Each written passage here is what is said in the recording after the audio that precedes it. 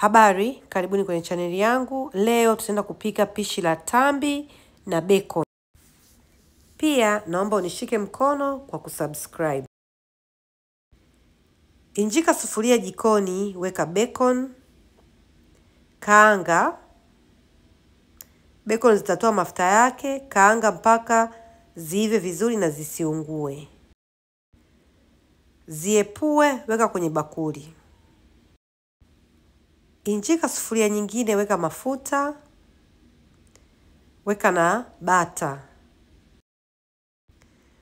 Weka vitunguu maji, kaanga mpaka vitunguu vyako vilainike. Vitunguu vikilainika na kubadilika rangi, weka pilipili kavu. Weka na mchanganyiko wa viungo. Kisha changanya.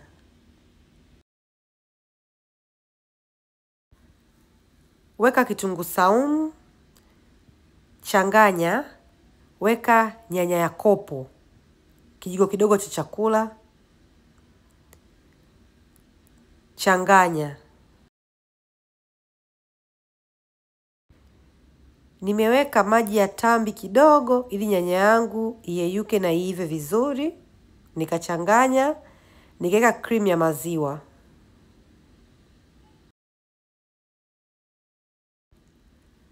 Changanya, acha ichemke kidogo, kisha weka cheese.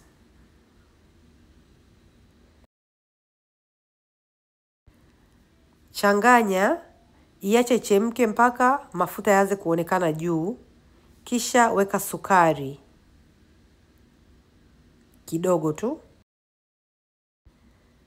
Changanya vizuri. Sasa weka tambi zako ulizokwisha kuzichemsha. Changanya tambi zienee kwenye sauce.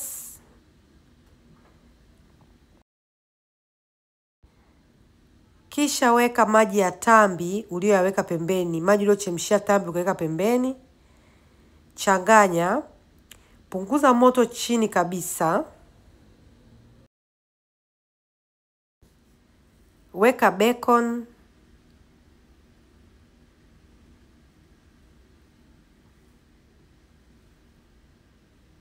Changanya, ziache kwa muda wa dakika 2. Kisha chakula chako kitakuwa tayari kwenda mezani.